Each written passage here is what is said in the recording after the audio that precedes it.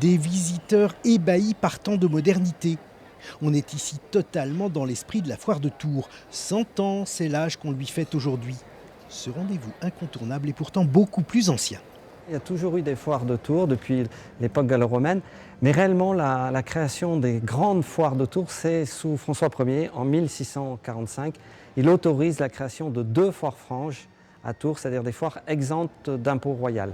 Pas de taxes et donc une activité commerciale démultipliée. Elle occupera différentes places de la ville et deviendra à la fin du 19e siècle une exposition de matériel agricole de tout premier plan.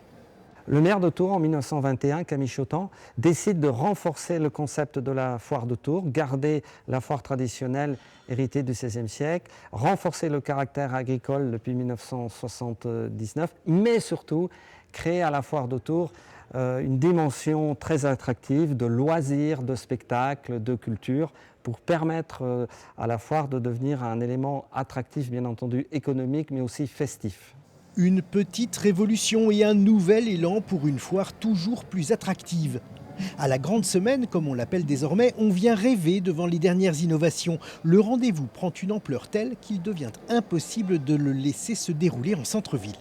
Le maire de Tours, Jean Royer, prend la décision en 1964 de transférer la foire de Tours du centre-ville où elle ne peut plus se tenir parce qu'elle se développe de manière trop importante et de l'installer sur le site de Rochepinard qu'il vient d'aménager dans le cadre de la construction de la vallée du Cher.